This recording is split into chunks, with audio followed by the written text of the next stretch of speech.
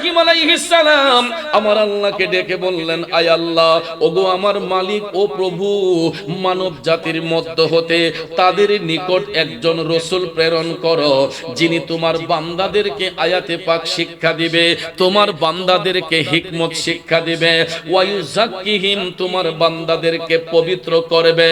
এই রকম পবিত্রকারী একজন রাসূল তুমি মক্কা নগরীতে পাঠাও। সাথে সাথে তিনি বললেন, ইন্নাকা আনতাল আজিজুল হাকিম, ওগো মালিক, নিশ্চয়ই তুমি মহাপরাক্রমশালী প্রজ্ঞাময়। এই বলে ইব্রাহিম নবী আমার মহান মালিকের কাছে যখন অ্যাপ্লিকেশন করলেন, তিনি রাসূল পাঠাইবার আবদার যখন করলেন, আমার আল্লাহ সাথে সাথে ইব্রাহিম নবীর এই অ্যাপ্লিকেশন কোরআনে পাকের আয়াত হিসেবে কবুল করে নিয়া সঙ্গে সঙ্গে নূরের নবীর নূর মুবারককে সূরতে বাশার রূপ দান করে মা আমেনার গর্ভ হতে এই নূরের নবী রাহমাতাল লিল আলামিনকে মক্কা নগরীর মধ্যে আমার আল্লাহ পাঠাইলেন। এখানে বিভিন্ন অভিমত পাওয়া যায়, কারণ আম্মা জান আমেনা খাতুন রাদিয়াল্লাহু তাআলা আনহা বলেন, আমার গর্ভে যে রাহমাতাল লিল আলামিন আছে, আমি সেটা কখনো জানতামই না। কারণ মা বোনরা যখন প্রেগন্যান্ট হয় কিছু কিছু সিম্পটম দ্বারা তারা বুঝতে পারে, ঠিক কিনা বলেন? এবং আমাদের মা বোনদের যখন বাচ্চা গর্ভে আসে 7 মাস 8 মাস 9 মাস যখন হয়ে যায়, দেখবেন অনেক মায়ের পেট সামনের দিকে বড় হয়ে যায়, হাত ফুলে যায়, পাও ফুলে যায়। আম্মা জান আমেনা খাতুন রাদিয়াল্লাহু তাআলা আনহা বলেন, খোদার কসম, আমি আমেনা কখনো টেরই পাই নাই যে আমার গর্ভে সন্তান আছে।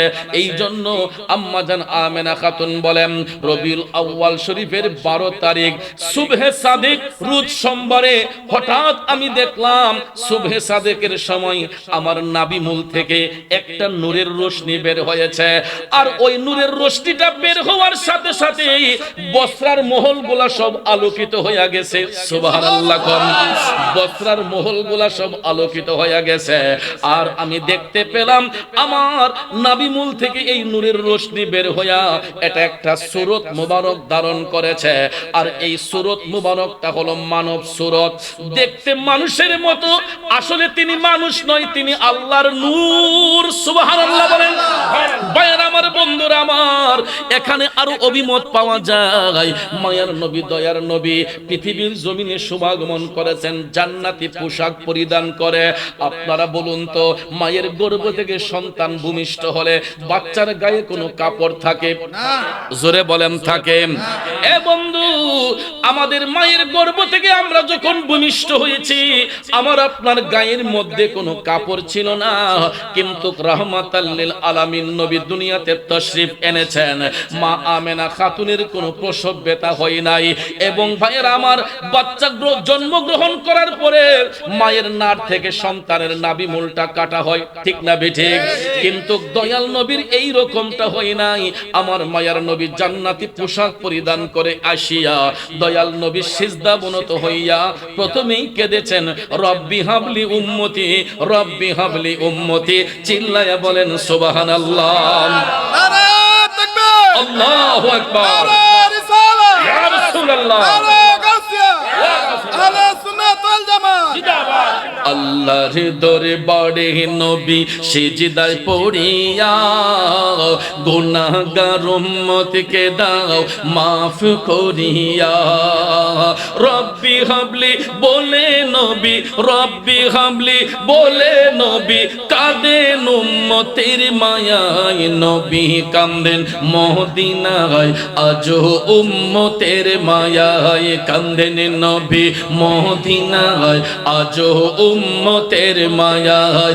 দুরুদ পড়ে সবাই, দুরুদ পড়ে সবাই নবীকে সালাম জানাই, কাঁদেন নবী মদিনায় আজও উম্মতের মায়ায়, নবী কাঁদেন মদিনায় আজও উম্মতের মায়ায়। কষ্ট হচ্ছে আমার বাজানরা, জগতের বন্ধুরা রে, ও মুরব্বি বাবাজিরা, আমার সম্মানিত মা বোনরা যারা শুনছেন গো, আমি আপনি দুনিয়াতে আসি উলঙ্গ হইয়া, রাহমাতাল লিল আলামিন নুরানি তশরিফ এনেছেন জান্নাতি পোশাক পরিধান করিয়া। সুবহানাল্লাহ। এরপরে আম্মাজান আমেনা খাতুন রাদিয়াল্লাহু তাআলা আনহা বলেন, আমি দেখতে পেলাম আমার গর্ভ থেকে নূরের রোশনি বের হয়েছে, নাভি মূল থেকে নূরের রোশনি বের হয়েছে, আর এটা বের হয়েছিল সুবহে সাদেকের সময়। ভাইয়ার আমার বন্ধুরা আমার, সুবহে সাদেক যখন শুরু হয় তখন কিন্তু দেখবেন পুরাপুরি ফর্সা হয় না, কিছুটা অন্ধকার থাকে, ঠিক না বেঠিক? হ্যাঁ বন্ধু, এখন প্রশ্ন হলো কেন সুবহে সাদেকের সময় আল্লাহ রাব্বুল আলামিন দয়াল নবীকে পৃথিবীতে পাঠাইলেন?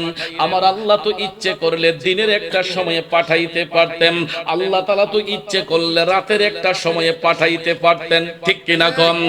ফতোয়ায়ে স্বামীর মধ্যে কত সুন্দর একটা ব্যাখ্যা পাইলাম, কারণ দয়াল নবীর শুভাগমন নিয়ে দিন রাতের মধ্যে তর্ক হয়েছিল।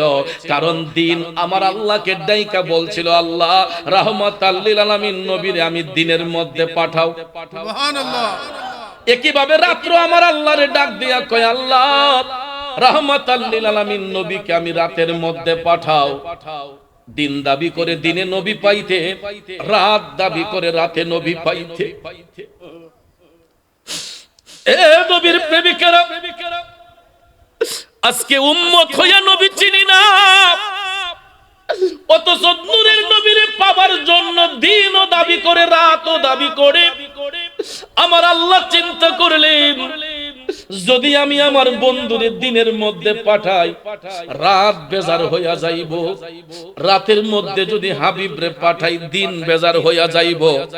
আল্লাহ ভাবলেন, আমি তো দিনকেও বেজার করতে পারবো না, রাতকেও বেজার করতে পারবো না। আল্লাহ কই, হাবিব আমি আপনাকে এমন একটা মুহূর্তে পাঠাইবো যাতে দিনও বেজার না হয় রাতও বেজার না হয়। এই জন্য আমার আল্লাহ জিবরাইল আলাইহিস সালামকে ডেকে বললেন, জিবরাইল, ও জিবরাইল, এমন একটা সময়ে আমি আমার বন্ধু নবী মুস্তাফাকে পাঠাইতে চাই, রাতের শেষ দিনের শুরু, যাতে করে রাতও বেজার না হয় দিনও বেজার না হয়, রাত শেষ হয়ে যাবে দিন শুরু হয়ে যাবে। এই মধ্যবর্তী সময়ে আল্লাহ রাব্বুল আলামিন আপন হাবিবকে পৃথিবীর মধ্যে পাঠিয়েছেন। এই জন্য শায়ের বলতেছেন, আমিনা তুঝকো মুবারক শাহ কি মিলাদ হো, তেরি অঙ্গন নূর বলকে, তেরি অঙ্গন নূর বলকে, ঘর का घर सब नूर है, ईद मिलादुन नबी है, दिल बड़ा मसरूर है, ईद मिलादुन नबी है, दिल बड़ा मसरूर है, ईद दीवाने की तौबा रबियुन नूर है। চিৎকার মেরে বলুন না আল্লাহু আকবার। বন্ধুরা আমার, বাবাজিরা, আল্লাহ রাব্বুল আলামিন আহকামুল হাকিমিন 12 রবিউল আউয়াল সুবহে সাদেক রোজ সোমবারে মক্কা শহরের মধ্যে রাহমাতাল লিল আলামিন নবীর নূর মুবারককে ইব্রাহিম নবীর দুয়ার ফসল, আম্মাজান আমেনা খাতুনের স্বপ্নের ফসল, ইব্রাহিম নবীর দুয়ার ফসল, মুসা কালিমুল্লাহর স্বপ্নের ফসল হিসেবে আল্লাহ তাআলা দয়া করে মায়া করে মায়ার নবীকে পৃথিবীর মধ্যে পাঠালেন। আল্লাহর হাবিব মক্কা নগরীতে শুভাগমন করেছেন। দয়াল নবীর শুভাগমন করার সঙ্গে সঙ্গে কাবা শরীফের ভিতরে যত মূর্তি ছিল এই মূর্তিগুলা দূরীভূত হয়ে গেছে। শুধু তাই নয়, রাসূল আসার পরে কাবা শরীফের চতুর্পাশে যেই মূর্তি বানিয়ে রাখা ছিল প্রত্যেকটা মূর্তি অটোমেটিকলি আল্লাহর হুকুমে ধসে পড়ে গেছে, প্রত্যেকটা মূর্তি ধ্বংস হয়ে গেছে। আল্লাহর হাবিব সাল্লাল্লাহু আলাইহি ওয়াসাল্লাম এই বাইতুল্লাহ শরীফের ভিতরে যেই কাবার জন্য পৃথিবীর কোটি কোটি মানুষ আমরা পাগল পারা হইয়া থাকি, যেই বাইতুল্লাহ শরীফ জিয়ারতের জন্য পৃথিবীর লক্ষ লক্ষ হাজী সাহেব সাহেবানাগণ লক্ষ লক্ষ টাকা খরচ করে মক্কা শরীফ শরীফ যাইতে চাই, চাই কিনা? এই বাইতুল্লাহ শরীফও আমার নবীর আগমনের অপেক্ষায় ছিল, কারণ রসুলের শুভাগমনের পূর্বে কাবা শরীফও অন্ধকারে নিমজ্জিত ছিল। কারণ কাবা শরীফে যদিও আল্লাহ রাব্বুল আলামিন ইব্রাহিম নবীর মাধ্যমে নির্মাণ করিয়েছেন, কিন্তু মুসলমানরা সেখানে ইবাদত করতে পারত না। রহমাতাল লিল আলামিন মায়ার নবী নূরানী তশরিফ আনার ফলে নবীজির কদম মোবারকের ছোঁয়া লাগার কারণে বাইতুল্লাহ শরীফ পবিত্র হয়েছে, মক্কা নগরী পবিত্র হয়েছে। শুধু বাইতুল্লাহ আর মক্কা নগরী নয়, আমার আল্লাহর তামাম জাহান চিরকালের জন্য আলোকিত হয়ে গেছে। এই জন্য শায়ের বলেছেন, কেউ বা বলে নবীজি কাবারো কাবা, কেউ বা বলে নবীজি কাবারো বাবা, কেউ বা বলে নবীজি কাবারো কাবা, কেউ বা বলে নবীজি কাবারো বাবা। নবীজির সুখে কাবা, নবীজির সুখে কাবা হয়েছে কালা। ইয়া নবীজি মুস্তাফা নবী সাল্লাল্লাহু আলা, ইয়া নবীজি মুস্তাফা নবী সাল্লাল্লাহু আলা। শাফাআত কান্ডারি, শাফাআত কান্ডারি রাসূলুল্লাহ, ইয়া নবীজি মুস্তাফা নবী সাল্লাল্লাহু আলা, ইয়া নবীজি মুস্তাফা নবী সাল্লাল্লাহু আলা। কষ্ট হচ্ছে বাবাজিরা আমার, গভীর মনোযোগ, মনোযোগ। আমার মদিনার কামলিওয়ালা নবী, মায়ার নবী, দয়ার নবী মক্কা নগরীর মধ্যে নুরানি তশরিফ নিয়ে এসেছেন। মাস ছিল রবিউল আউয়াল, তারিখ ছিল 12 তারিখ, সময়টা ছিল সুবহে সাদেক। বন্ধুরা আমার, বাবাজিরা গো, রহমাতাল লিল আলামিন নবী আসার ফলে এই পৃথিবী আলোকিত নাকি অন্ধকার? আলোকিত না অন্ধকার? এই জন্য শায়ের বলেছেন যে ঘরকে আলোকিত করতে গেলে বাতির প্রয়োজন আছে না নাই? এই যে আমরা এত সুন্দর সামিয়ানার নিচে বসলাম বাজান, আপনারা বলেন তো, যদি বাতিগুলা না থাকে প্যান্ডেলের কোনো মূল্য আছে? না। প্যান্ডেলটারে সুন্দর করতে হইলে কিসের প্রয়োজন? এ বন্ধু, আমার মদিনার কামলিওয়ালা নবী এই বিশ্বভুবনে আসার পূর্বে জগৎ ছিল অন্ধকার। অন্ধকার পৃথিবীর মধ্যে আমার আল্লাহ বাতি জ্বালিয়েছেন দয়াল নবীর নূর মুবারক পাঠাইয়া। তাইলে ওই নবী আসাতে আমরা খুশি নাকি বেজার? আরো জোরে কোন, খুশি না বেজার? বন্ধুরে, এবার আসুন দয়াল নবীর আগমনের বিষয়ে আল্লাহর হাবিব নিজে কি বলতেছেন একটু শুনি, কষ্ট হবে আপনাদের। হাদিস শরীফের মধ্যে ভাইরা আমার, বন্ধুরা আমার, আন আবিল উযাফা রাদিয়াল্লাহু তাআলা আনহু, হযরতে আবিল উযাফা রাদিয়াল্লাহু তাআলা আনহু হাদিস খানা বর্ণনা করেন। তিনি বলতেছেন, قال رأيت أمي حين وضعتني سطع منها نور أضاءت له قصور بصرى। চিৎকার মেরে কন্যা সুবহানাল্লাহ। হযরতে আবিল উযাফা হাদিস বর্ণনা করেন, তিনি বলতেছেন রাসূল করিম সাল্লাল্লাহু আলাইহি ওয়াসাল্লাম তিনি নিজে বলতেছেন, আমার মাতা আমেনা খাতুন আমাকে ভূমিষ্ঠ করার সময় ওনার থেকে একটা নূরের টুকরা উদ্ভাসিত হতে দেখেছেন। সুবহানাল্লাহ। ওনার থেকে একটা নূরের টুকরা উদ্ভাসিত হতে দেখেছেন, যার আলোয় বসরার মহল গোলা সব আলোকিত হয়ে গেছে। আরো জোরে কন্যা সুবহানাল্লাহ। এ বন্ধু, আজকে দয়াল নবীর শুভাগমন হওয়াতে বিশ্বভুবন আলোকিত হয়েছে। অনেকেই বলে রাহমাতাল লিল আলামিন নবী তো আমরা যেমন মানুষ তিনি এমনই মানুষ। কয় কি কয় না? ভাইয়েরা আমার, বন্ধুরা আমার, নবীজির শুভাগমনে আমরা জশ্নে জুলুস ঈদে মিলাদুন নবী যদি পালন করি, অনেক ভাইয়ের একটু কষ্ট হয়।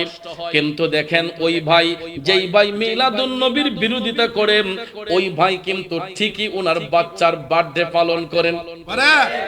ঠিক না ঠিক? জন্মদিনে কেক কাটে না? তখন ফতোয়া আসে না কেন? যেই নবী না আসলে কুল কায়নাত কিছুই সৃষ্টি হতো না। ওই নবীর শুভাগমনে আমরা জশ্নে জুলুস, আনন্দ রেলি করি, আমরা জুলুস করি, রিসালাতের ধ্বনি উদ্ভাসিত করি। কেন করি? নবীজির শুভাগমন। এই নবীজির শুভাগমন না হলে ভাইয়ের আমার গোটা পৃথিবী অন্ধকারে নিমজ্জিত থাকতো, সামাজিকতা আমরা পেতাম না, এই সুন্দর পরিবেশ পেতাম না। একমাত্র পেয়েছি নবীর কারণে। কথা কোন ঠিক কিনা? তাহলে আমাদের সিলেটের ভাষায় বলে যে খারু সিলাই সিমনি খাইলাই মোল্লা চিল্লাই না। ঠিক না ঠিক? যার খাতিরে তামাম জাহান ধন্য হয়েছে, যার উসিলায় সারা পৃথিবী ধন্য হয়েছে, সেই নবীর শুভাগমনে আশিক প্রেমিকরা ঈদে মিলাদুন নবী পালন করবে। সেখানের মধ্যে নানান ধরনের ফতোয়া।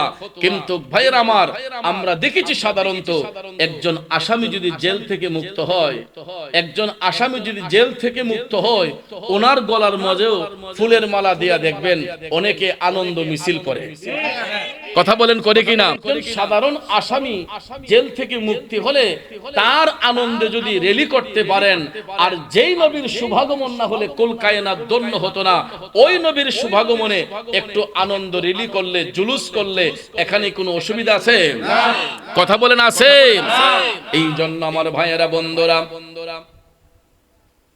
আল্লাহর হাবিব সাল্লাল্লাহু আলাইহি ওয়াসাল্লাম তিনি হাদিস শরীফের মধ্যে বলেছেন যে আমি আমার রবের নিকট এতই সম্মানিত, আমি আমার রবের নিকট এতই সম্মানিত, আল্লাহ রাব্বুল আলামিন জগৎবাসীকে আমার লজ্জাস্থান দেখা হারাম করে দিয়েছেন।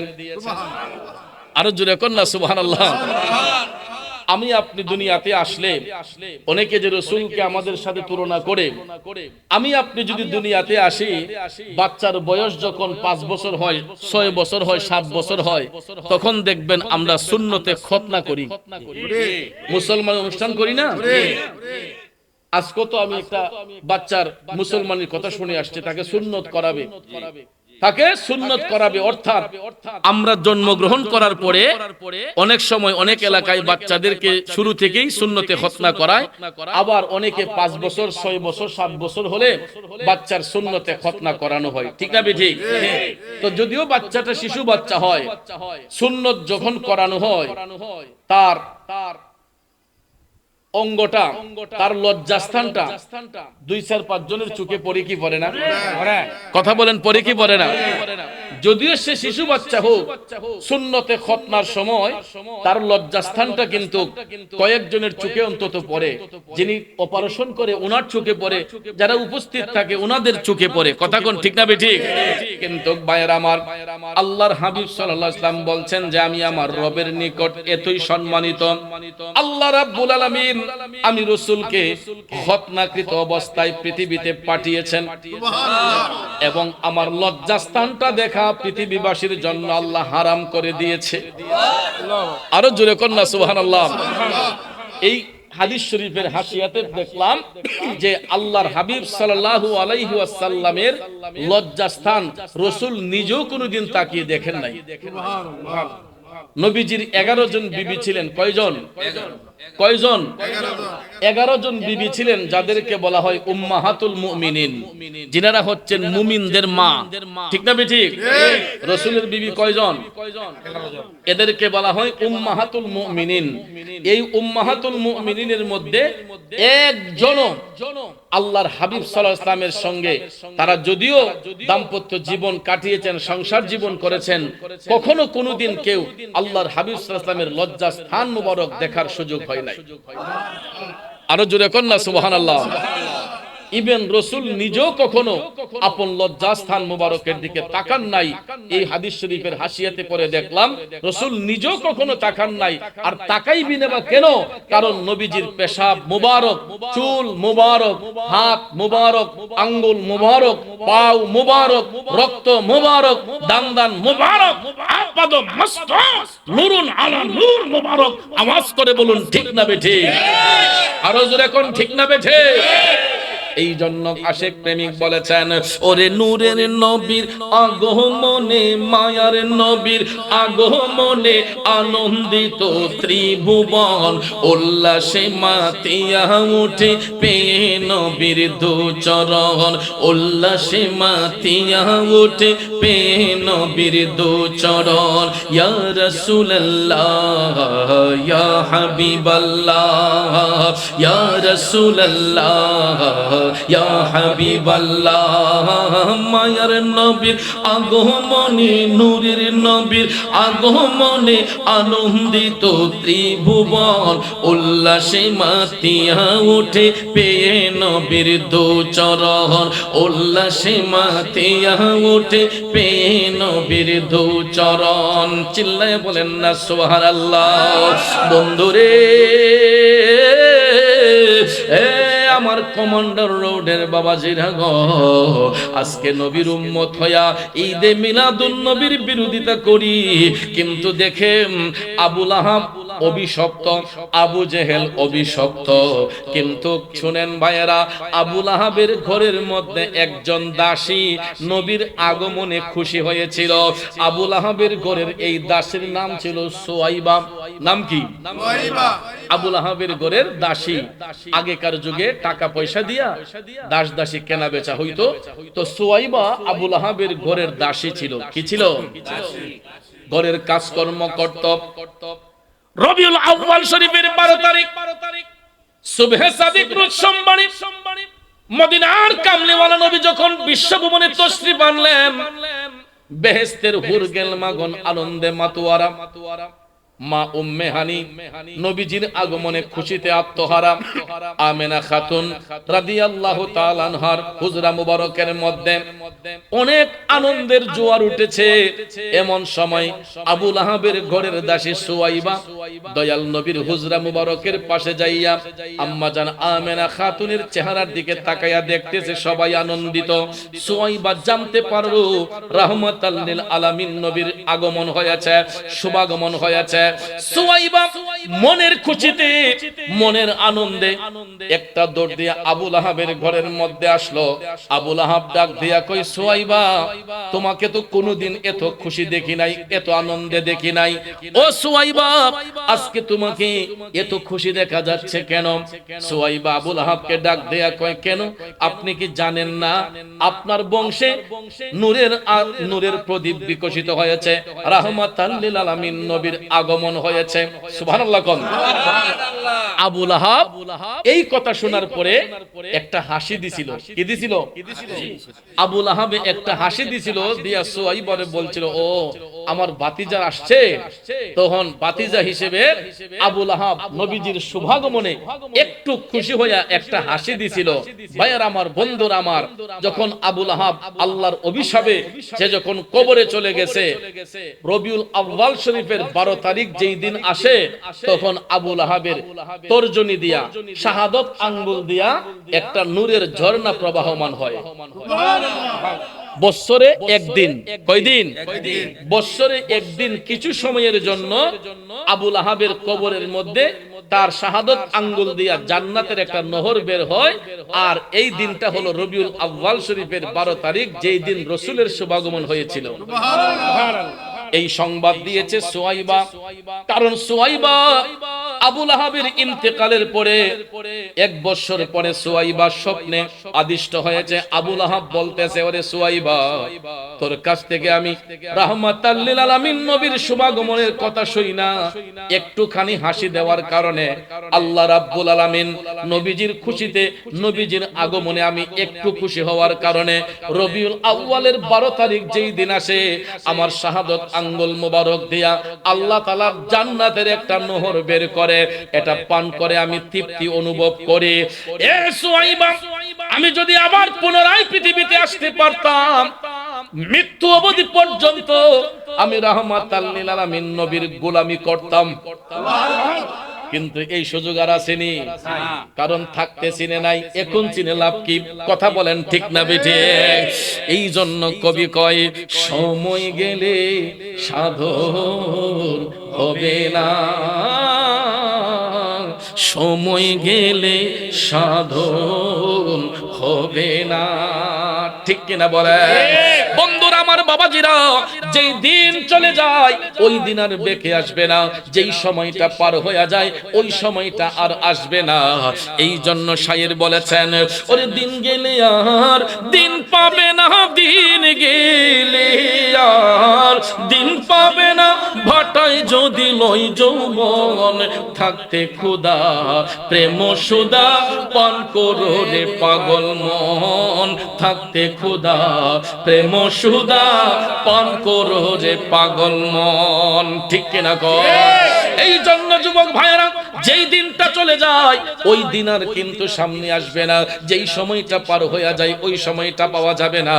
এই জন্য যেই কয়টা দিন পৃথিবীর জমিনে বসবাস করব, দয়াল নবীর গোলামির মাধ্যমে মাওলার নৈকট্য হাসিল করব। ঠিক কিনা বলেন? কারণ আবুল আহাব আমার রসুলের শুভাগমনে একটুখানি আশি দেওয়ার কারণে বৎসরে একদিন আবুল আহাবের কবরের মধ্যে জান্নাতের নহর আল্লাহ পাঠায়। এই জন্য ভাইয়েরা আমার, রসুল কি জিনিস আবুল আহাব বুঝতে পারে। এই জন্য আবুল আহাবও কবরের মধ্যে থাইকা রবিউল আউয়াল শরীফের অপেক্ষা করে যে অন্তত বৎসরে একটা দিন তো নবীজির শুভাগমনে খুশি হওয়ার কারণে তার স্তর্জনী দিয়া জান্নাতের নহর বের হয়। এই জন্য আবুল আহাব আখিরাতের জগতে কবর দেশে ওই দিনটার অপেক্ষা করে। আর আমরা নবীর উম্মত হইয়া মিলাদুন নবীর মাসে, রবিউল আউয়ালের মাসে নবীজির আগমনের দিনে আমরা খুশি না হইয়া বরঞ্চ আলগা থেকে বৈশা ফেসাদ করি, গীবত করি। ঠিক না ঠিক? আমাদেরকে বলে আমরা নাকি ভণ্ডামি করি, আমরা নাকি রসুলের শুভাগমনের জশ্নে জুলুস করে, আমরা নাকি বেদাত করি। ভাইয়ার আমার, কিন্তু বেদাত এটা কেমন বেদাত মৌলভী সাহেব এটা ভাঙ্গা বলে না, কারণ বেদাতেরও তো প্রকার আছে। কথা কোন আছে না? বেদাতে হাসানা, বেদাতে সাইয়্যা, এইগুলার মধ্যে আরো বিভিন্ন শাখা প্রশাখা রয়েছে, এগুলার মধ্যে আরো বিভিন্ন প্রকার ভেদ রয়েছে। এইগুলা বলতে গেলে তো ঘন্টা কি ঘন্টা পার হয়ে যাবে। এই জন্য ভাইয়ার আমার, জশ্নে জুলুস ঈদে মিলাদুন নবী এটা স্বয়ং রাব্বুল আলামিন পালন করেছেন। নবীজিকে আল্লাহ পাঠাইছেন খুশি হইয়া না বেজার হইয়া? খুশি হইয়া। তাহলে রাসূলের আগমন আল্লাহ দিয়েছেন, আল্লাহ তো মিলাদ পাঠিয়েছেন খুশি হয়ে পাঠিয়েছেন। কথা কোন ঠিক না বেঠিক? আর ওই নবীর শুভাগমনে বেহেশতের হুরগেল মাগন আনন্দে মাতোয়ারা হয়েছে, সমস্ত আম্বিয়ে কেরাম খুশি হয়েছেন, সমস্ত নবী রাসূল নবীর আগমনে খুশি হয়েছেন, পৃথিবীর সমস্ত ঈমানদাররা নবীর আগমনে খুশি।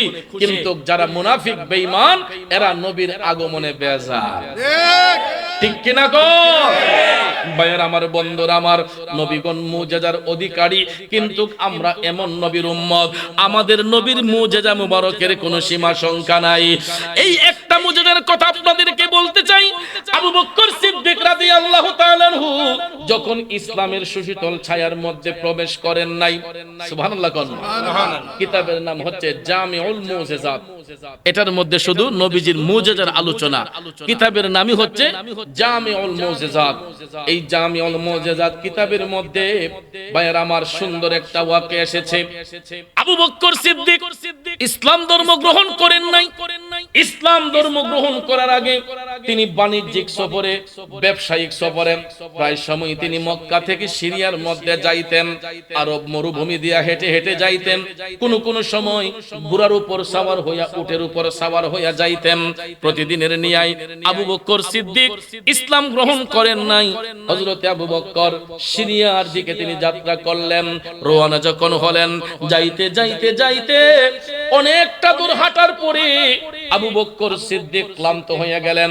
ওনার শরীরটা অনেক ক্লান্ত হয়ে গেছে, কারণ গরমের তীব্র তাপ, মরুভূমিতে কোনো গাছপালা নাই। হঠাৎ করে আবু বকর দেখতে পান ওনার নাকের মধ্যে সুন্দর একটা খুশবু লাগতেছে। সুবহানাল্লাহ কোন দেখেন নবীর আগমনের বার্তা আবু বকর সিদ্দিক পাইলেন কিভাবে? হঠাৎ করে তিনি দেখতেছেন ওনার নাকের মধ্যে একটা খুশবু আসতেছে, এত সুন্দর খুশবু। আবু বকর বলেন, আমি তো আর কোনোদিন দেখি নাই, কোনোদিন পাই নাই এত সুন্দর খুশবু।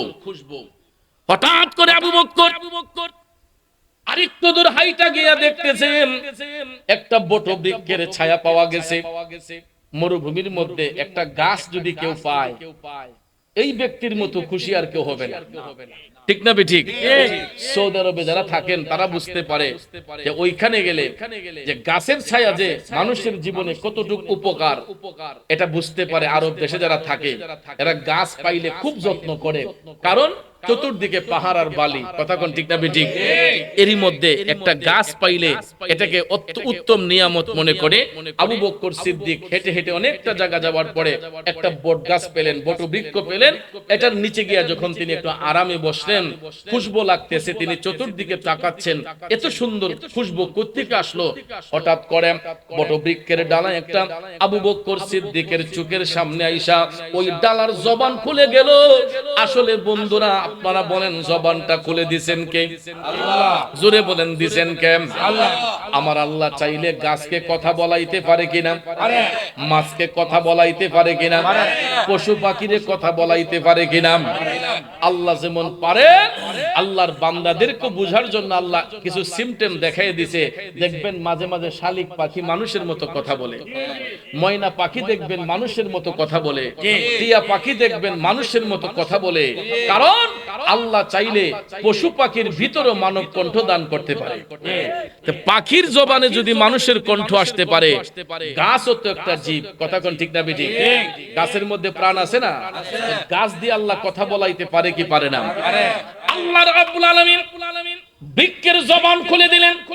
বট বৃক্ষের ডালা আবু বকরের সামনে আইসা বলতেছে, আবু বকর, তোমার নাকে যেই খুশবু লাগতেছে, আর একটু সামনে যাইলেই তুমি দেখবা একটা বাগানের মধ্যে অনেক রঙের ফুল ফুটে আছে। এই ফুলগুলা থেকে খুশবু আসতেছে। আবু বকর সিদ্দিক স্ট্রেঞ্জ হয়ে গেলেন, গাছের ডালে কেমনে কথা বলে? আরে সারা জীবন দেখলাম মানুষ কথা বলে, গাছ বৃক্ষ কথা বলতে তো কখনো দেখি নাই। আবু বকর সিদ্দিক গাছের ডালার জবান থেকে কথা শুই না, তিনি হাইটা হাইটা আর একটু সামনে গেলেন। সামনে যাওয়ার পরে আবু বকর দেখতে পাইলেন একটা বাগানের মধ্যে শত শত ফুল ফুটে আছে, নানান রঙের ফুল ফুটে আছে। এরই মধ্যে আবু বকর দেখতে পান কিছু কিছু কালো রঙের গোলাপ দেখা যায়। কালো রঙের গোলাপের মধ্যে সাদা অক্ষর দিয়া লেখা আছে, লা ইলাহা ইল্লাল্লাহু মুহাম্মাদুর রাসূলুল্লাহ। সুবহানাল্লাহ বলেন। সুবহানাল্লাহ। আবু বকর সিদ্দিক দেখতেছেন যে ফুলের পাপড়ির মধ্যে, কালো গোলাপের পাপড়ির মধ্যে সাদা অক্ষর দিয়া কালেমা শরীফ লেখা। সুবহানাল্লাহ কইতেন না? সুবহানাল্লাহ। তিনি আরেকটা ফুলে তাকালেন, দেখা যায় এটার মধ্যে কালেমা লেখা। আরেকটাতে তাকালেন, এটার মধ্যে কালেমা লেখা। এরকম ভাবে বাগানে যতগুলা ফুল ফুটে আছে, প্রত্যেকটা ফুলের পাপড়ির মধ্যে সাদা অক্ষর দিয়া লা ইলাহা ইল্লাল্লাহু মুহাম্মাদুর রাসূলুল্লাহ লেখা। বন্ধুরা আমার, বাবাজিরা আমার, এটা দেখে আবু বকর ভাবলেন যে এটা কি কলম দিয়ে কেউ লেখা রাখছেনি, কোন মানুষের দ্বারা লেখা হয় কিনা। তিনি ভাবতেছেন যে এতগুলা ফুলের মধ্যে মানুষের পক্ষে তো লেখা সম্ভব নয়। এরপরেও মনের সন্দেহ দূর করার জন্য আবু বকর একটা অফুটন্ত গোলাপ, যেটা পাপড়ি মেলে নাই, কলির ভিতর রয়ে গেছে। ভাইয়েরা আমার, বন্ধুরা আমার, আবু বকর সিদ্দিক ভাবলেন যে যদি এই অফুটন্ত গোলাপের ভিতরে কালেমা শরীফ লেখা পাই, তাইলে আমি মনে করব যে এই কালেমা সত্যবাণী।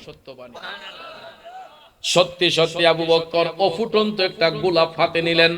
বন্ধু, অফুটন্ত গোলাপটা হাতে নেওয়ার পরে আবু বকর সিদ্দিক নিজের হাতে করে এই ফুলের পাপড়িটা মেলতেছেন, যেটা এখনো কলির ভিতর থেকে ফুটে নাই, কলির ভিতরে রয়ে গেছে। ফুলের কলির পাপড়িটা আবু বকর নিজের হাতে খোলার পরে দেখতে পাইলেন অফুটন্ত গোলাপের ভিতরেও সুন্দর করে কালেমা শরীফ লেখা। আর জোরে জোরে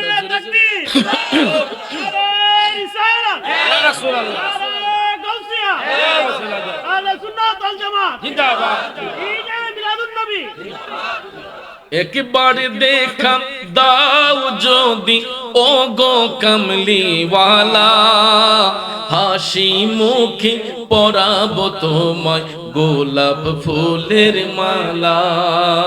ইয়া রাসূলুল্লাহ ইয়া হাবিব, বলো না ইয়া রাসূলুল্লাহ ইয়া হাবিব, গোলাপ নীলাম গাঁদা নীলাম নীলাম রজনী গন্ধা মনের সুখে মালা গাঁথিব সকাল থেকে সন্ধ্যা একবার দেখা দাও যদি ওগো কামলিওয়ালা একবার দেখা দাও যদি স্বপ্নে রাত্রি বেলা হাসি মুখে পরাবো তোমায় হাজার ফুলের মালা ইয়া রাসূলুল্লাহ ইয়া হাবিবাল্লাহ বলো না ইয়া রাসূলুল্লাহ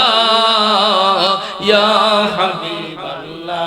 আমার যুবক ভাইয়েরা বন্ধুরা বাবাজিরা আবু বকর অফুটন্ত গোলাপের ভিতরেও কালেমা শরীফ লেখা দেখে তখন উনি পেরেশানি হয়ে গেলেন কিভাবে তিনি এই নামের ব্যক্তিকে খুঁজে পাবেন কিভাবে তিনি রাহমাতাল লিল আলামিন নবীর দেখা পাবেন কে রাসূল ওই রাসূল কোথায় এসেছেন এই ঠিকানাটা আবু বকর পাইবেন কিভাবে ভাবতে ভাবতে তিনি সিরিয়ার মধ্যে চলে গেলেন বাণিজ্য কইরা রাত্রি যখন হয়ে গেল আবু বকর সিরিয়াতে রাত্রি যাপন করে তিনি স্বপ্নে দেখতেছেন আসমানের চন্দ্র সূর্য তার কোলের মধ্যে হাজির তখন তিনি বললেন আমি আমার চাদর দিয়া চন্দ্র সূর্যকে আবৃত করলাম তারপরে আমি স্বপ্ন থেকে জাগ্রত হইয়া এই স্বপ্নের তাবির জানার জন্য আমি একজন ঈসাই পাদ্রীর কাছে গেলাম ঈসাই পাদ্রী বললেন আবু বকর তোমার স্বপ্নের তাবির হলো মক্কা নগরীতে এমন একজন রাসূলের আগমন হয়েছে যিনি হচ্ছেন সর্বশ্রেষ্ঠ এবং সর্বশেষ নবী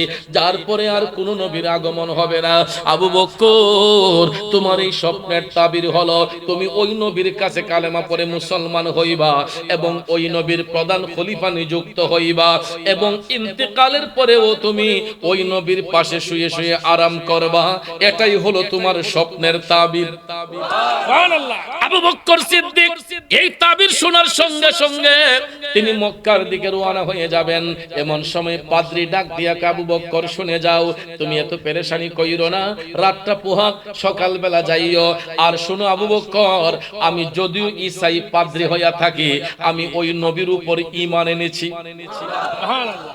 আবু বকর ঈসাইদের ভয়ে আমি আমার ঈমানটাকে গোপন রেখেছি আজকে যেহেতু আমি ধন্য তোমার মতো একটা লোক পেয়েছে মক্কাতে যাইয়া যখন দয়াল নবীর সঙ্গে দেখা করবা আমি পাদ্রীর সালাম খানাও আমার নবীর কাছে পৌঁছায়া দিও সালাতু সালাম জানাই দুরূদ সালাম জানাই নবীর পাক কদমে কদমে গো আমরা গুনাহগারে সালাম আমরা গুনাহগারে জানাই আমরা গুনাহগারে নবী গো নবীর পাক কদমে সালাতু সালাম জানাই দুরূদ সালাম জানাই নবীর পাক কদমে কদমে গো আমরা গুনাহগারে অসুবিধা হচ্ছে বাজানরা আবু বকর সিদ্দিক ঈসাই পাদ্রীর সালাম সঙ্গে নিয়া মক্কার মধ্যে তিনি আসলেন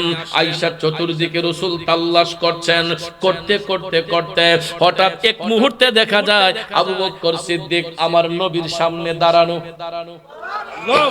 আরো জোরে কোন এবার রাসূল নিজে থেকে বলতেছেন হে আবু বকর আর দেরি করা যাবে না তুমি তাড়াতাড়ি কালেমা পড়ে মুসলমান হয়ে যাও সুবহানাল্লাহ। আবু বকর সিদ্দিক ভাবলেন যে আমি মুসলমান হতে এসেছি এই সংবাদ তো ওনাকে আগে দেই নাই আর আমার নাম যে আবু বকর এটাই বা তিনি জানেন কিভাবে এবং আমি যে কালেমা পড়ে মুসলমান হতে আসছি এই সংবাদই বা রাসূল জানেন কেমনে আবু বকর সিদ্দিক ডাক দিয়ে বলতেছেন নবী গো আমি মুসলমান হতে এসেছি আমি কালেমা পড়তে এসেছি আমার নাম আবু বকর সবই সত্য বলেছেন ইয়া রাসূলুল্লাহ নবী গো আমি শুনেছি নবীগণ মুজিজার অধিকারী আমি মুসলমান হওয়ার আগে যদি আমারে আপনার মুজিজার কোনো একটা নিদর্শন দেখাইতেন আমি ইসলাম ধর্ম গ্রহণ করে শান্তি অনুভব করতাম নবীজি মুস্কি হেসে বললেন আবু বকর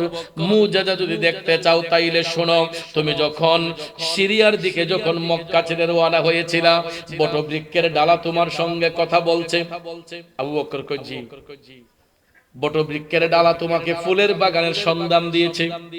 আবু বকর কারে রাসূল জানে কেমনে? সুবহানাল্লাহ কন্যা।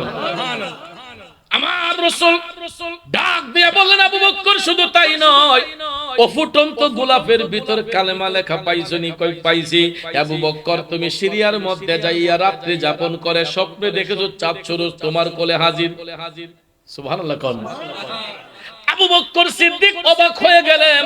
রাসূল বললেন শুধু তাই নয়, হে আবু বকর তুমি ওই নবী ওই ঈসাই পাদ্রী তোমাকে স্বপ্নের তাবির বলে দিয়েছে। আবু বকর ওই ঈসাই পাদ্রী আমি নবীর উপর ঈমান এনেছে, তোমার মাধ্যমে আমি রাসূলকে একটা সালামও দিয়েছে। বলো এটাই কি আমার মুজিজার নিদর্শন হয় না, নাকি আরো দেখাতে হবে? আবু বকর সিদ্দিক ডাক দিয়ে বলতেছে, নবী গো সাদাকতা ইয়া রাসূলুল্লাহ, আনা আশহাদু আন্নাকা রাসূলুল্লাহ। চিল্লায়া বলেন না সুবহানাল্লাহ।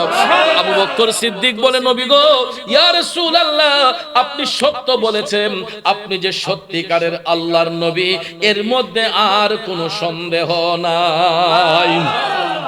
নবীজি আমার আল্লাহর বন্ধু, কোনো সন্দেহ না। আয়ো গো আমি নূর নবীজির নামে শান্তি পাই, আমি নূর নবীজির নামে শান্তি পাই। ঠিক কিনা কর? এ বন্ধুরা আমার বাবাজিরা, এই রকম ভাবে আবু বকর সিদ্দিক কালেমা পড়ে মুসলমান হলেন। নবীজির মুজিজা দেখে হযরতে ওমর কালেমা পড়ে মুসলমান হইলেন।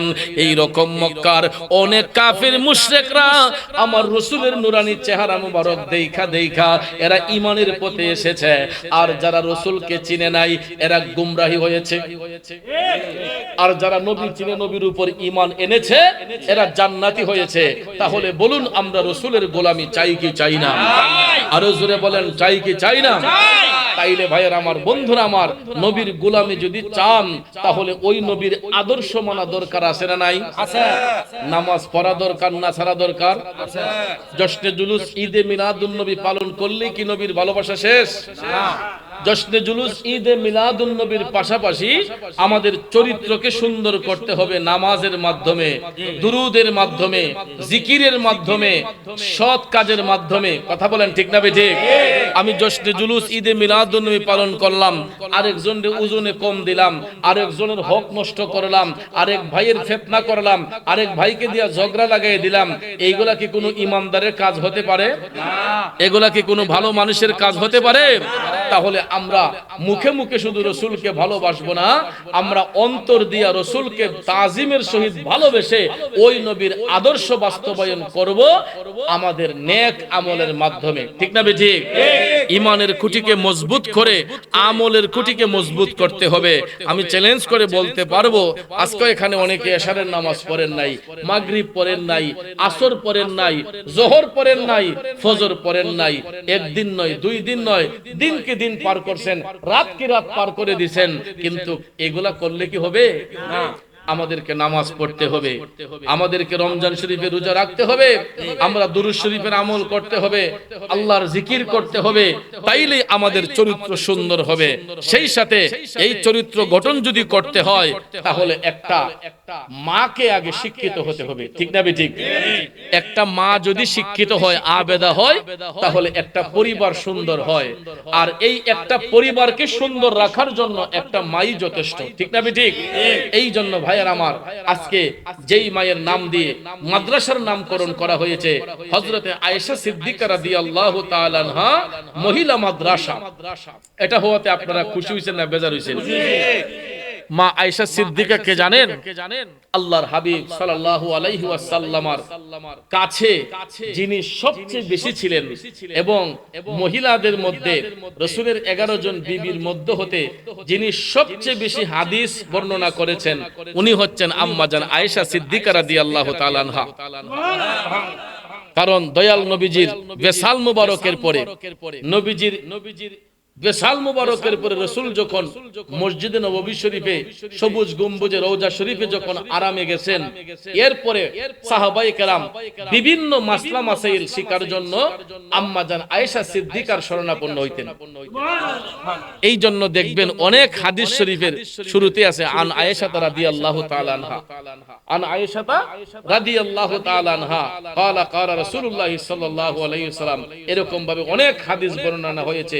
অসংখ্য হাদিস শরীফ আম্মা জান আয়েশা সিদ্দিকা রাদিয়াল্লাহু তাআলা আনহার বর্ণনা করেছেন। তিনি নবীজির একান্ত কাছে ছিলেন এবং নবীজির কাজে অনেক সহযোগিতা করতেন আম্মা জান আয়েশা সিদ্দিকা রাদিয়াল্লাহু তাআলা আনহা। এই উনার নামে এই মহিলা মাদ্রাসা গঠন করা হয়েছে। আজকে এই মাদ্রাসার একটা শিশু বাচ্চা আপনাদের সামনে নাতে মুস্তাফা পরিবেশন করেছে। যদিও সে শিশু বাচ্চা, একদিন সে সাবালিকা হবে, কথা কোন ঠিক না ঠিক? একদিন সে আবেদা হবে, পর্দানিশীন হবে। হয়তো আজকে মাসুম বাচ্চা হিসেবে আমাদের সামনে সে নাচ শরীফ পরিবেশন করছে। কিন্তু ভাইয়ের আমার, আপনার আমার সন্তানদেরকে, আপনার আমার মেয়ে সন্তানদেরকে এরকম সুন্নি আকীদায় দ্বীনি শিক্ষা প্রতিষ্ঠানে যদি ভর্তি করি, ঈমান আকীদার শিক্ষা নিয়ে দেখবেন একটা মেয়ে যখন স্বামীর ঘরে যাবে ওই পরিবারটা তার মাধ্যমে সুন্দর হয়ে যাবে। এই জন্য আমি আপনাদেরকে অনুরোধ করব যে আপনাদের বাচ্চারা, যারা মেয়ে বাচ্চা যাদের ঘরে আছে, অনেক সময় আপনারা দ্বীনি শিক্ষা দিতে চান, পরিবেশ পান না, মাদ্রাসা পান না, আপনাদেরকে অনুরোধ করব যে আপনাদের এই মেয়ে বাচ্চাদেরকে আপনারা দ্বীনি শিক্ষায় মাদ্রাসার মধ্যে ভর্তি করে এদেরকে পড়ালেখা করার সুযোগ করে দিবেন। আর বিশেষ করে আমি আসাতাজে কেরামকে বলবো,